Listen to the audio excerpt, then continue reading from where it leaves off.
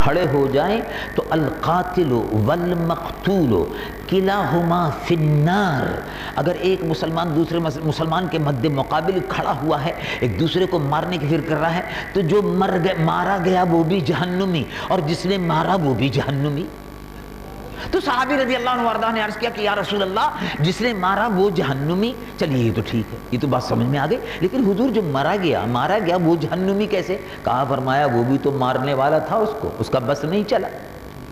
تو جو مسلمان کے خلاف ہتھیار اٹھائے اور اس کو مارنا چاہے تو یہ قتل عمد ہے، جان بوجھ کر قتل ہے، اور یہ سزا جہنم ہے، وہ لعنتی ہے، اس پر دردناک عذاب ہے، وہ جہنم میں رہے گا.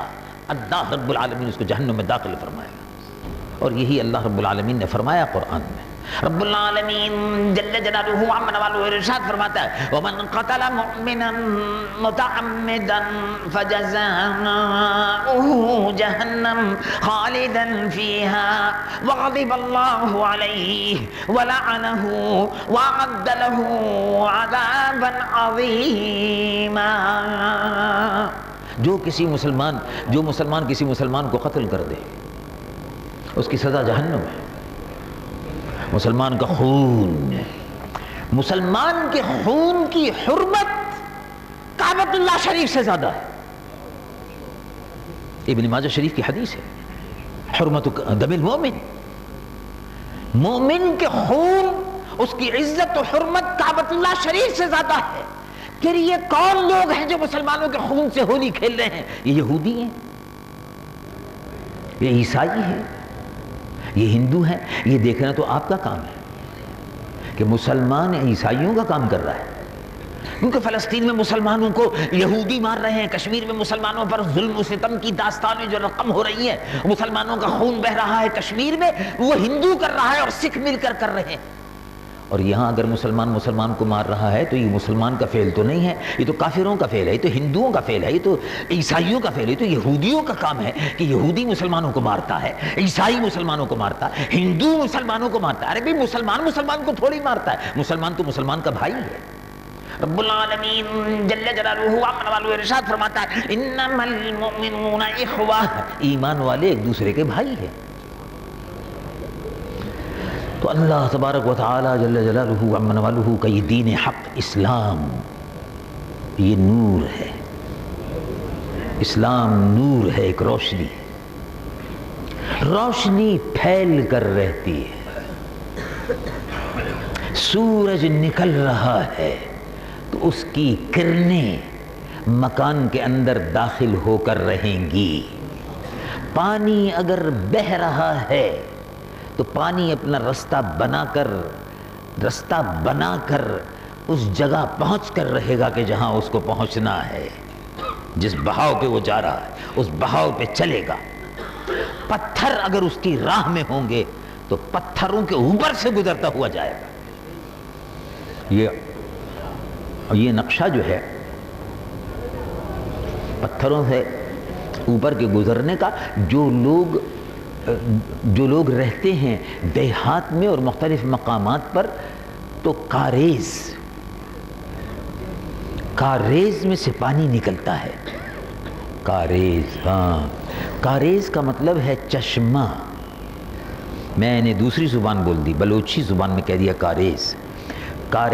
اور سندھی میں بھی غالباً کاریز کہتے ہیں. جی سندھی میں کاریز کہتے ہیں چشمے کو، چشمو. ہاں تو اور بلوچی میں مکرانی میں کاریز کہتے ہیں. تو اور چشمو، تو چشمہ جو ہے کاریز جو ہے، اس سے جب پانی نکلتا ہے تو رستہ بناتا ہے، زمین کو پھاڑتا ہوا، چٹانوں سے گزرتا ہوا، ٹکراتا ہوا جاتا ہے. ایسے ہی اسلام پھیلے گا، 1450 برس سے اپنا رستہ بناتا ہوا جا رہا ہے، اور انشاءاللہ العزیز قیامت تک اپنا رستہ بناتا رہے گا. اس کا رستہ کوئی نہیں روک سکتا. اللہ تبارک و تعالی جل جلالہ عم نوالہ اسلام کی خدمت کے جو ادارے ہیں، جو مراکز ہیں، دارالعلوم مجددی نعیمیہ جیسے مراکز ہیں، اللہ تبارک و تعالی ان اداروں کی سرپرستی کی، ان کی مالی خدمت کی ہمیں اور آپ کو سب کو توفیق عطا فرمائے.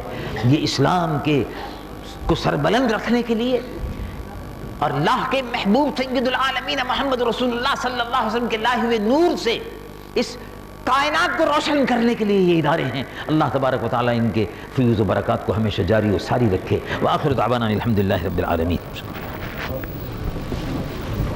حضرت صاحب کے تقاضے جلسہ ہو رہا ہے اور قائد اہل سنت کی اس ہمت کو بھی ہم داد دیتے ہیں کہ آپ حسب وعدہ تشریف لائے. الحمدللہ علی احسانہ.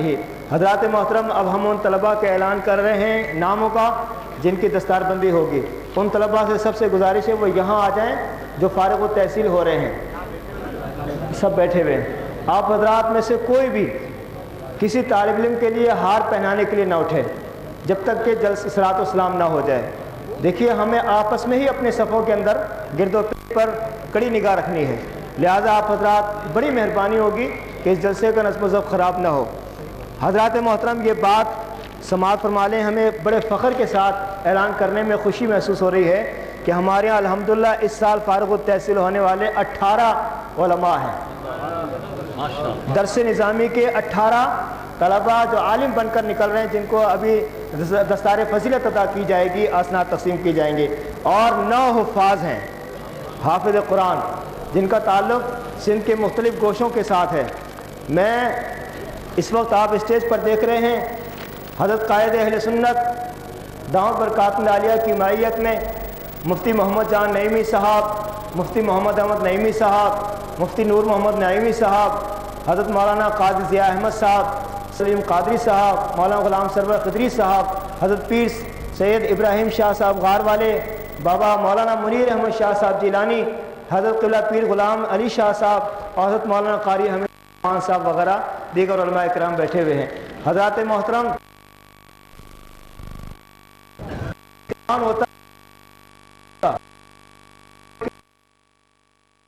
الحمد